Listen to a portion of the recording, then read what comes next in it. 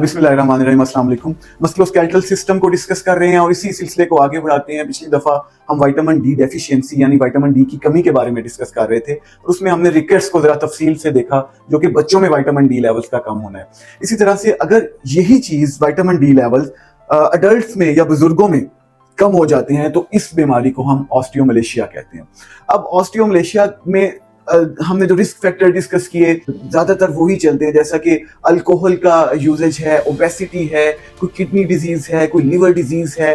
Females जो ज्यादातर घर के अंदर ही रहते हैं या जब बाहर निकलते हैं तो फेस और आर्म्स जो हैं उनके ढके हुए होते हैं, तो सनलाइट का एक्सपोजर नहीं होता, या वो छत पे नहीं बैठती हैं किसी डर की वजह से, सनलाइट प्रॉपर नहीं ले पाती हैं, या डाइटरी डेफिशिएंसी। तो ये सारी चीजें मिलके अडल्ट्स में विटामिन डी लेवल्स को कम करते हैं, जिसको हम ऑस्टियोमलेशिया कहते हैं। अगर हम इसके सिम्टम्स के बारे में डिस्कस करें तो सिम्टम्स में एक तो बहुत ज्यादा जरूरी समझना यह है कि हमारे एरिया में फीमेल्स ज्यादातर ऑस्टियोमलेशिया में मुब्तला हैं अनटिल अनलेस उनको कोई लिवर या किडनी डिजीज हो। वो फिर दोनों इक्वल लेवल्स पे आ जाते हैं, लेकिन एज ए जनरल फीमेल्स ज्यादातर ऑस्टियोमलेशिया में मुब्तला हैं।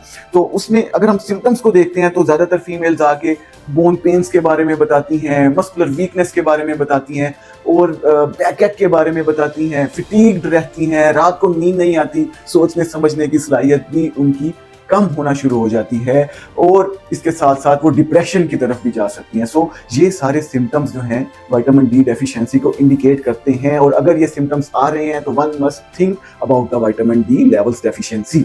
अभी एक और जरूरी चीज, अगर कोई 50 इयर्स एंड अबव बुजुर्ग हैं और उनको पैथोलॉजिकल फ्रैक्चर हो गया, लाइक चलते चलते ही हड्डी टूट गई है, ये हल्का सा गिरे हैं जिससे हड्डी नहीं टूटनी चाहिए थी, हड्डी टूट गई है, तो फिर ऑस्टियोमलेशिया के बारे में जरूर सोचना चाहिए और विटामिन डी लेवल्स को टेस्ट आउट करवाना चाहिए।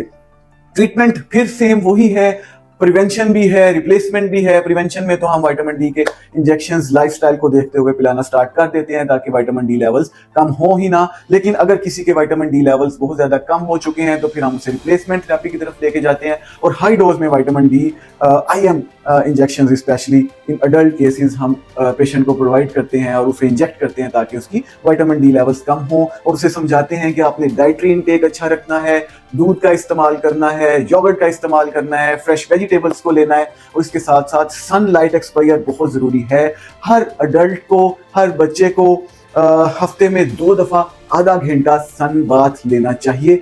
इफ जो हम अपने नॉर्मल सर्कमस्टांसिस में लेते हैं, यानी कि फेस और 4 आर्म्स इतना ही एक्सपोजर हो। लेकिन जैसे कि फॉरेन कंट्रीज में तो पूरा कंप्लीट सन बाथ ले रहे होते हैं फुल बॉडी को एक्सपोज करके, तो उसमें फिर हफ्ते में तकरीबन 2 घंटे ही अगर वो सन बाथ ले लिया जाए तो वो काफी होता है। So this was all about the osteomalacia. इंशाल्लाह नेक्स्ट लेक्चर्स में मजीद पट्टों के बीमारियों के बारे में डिस्कस करेंगे। Stay tune, stay healthy. Thank you very much. Allah Hafiz.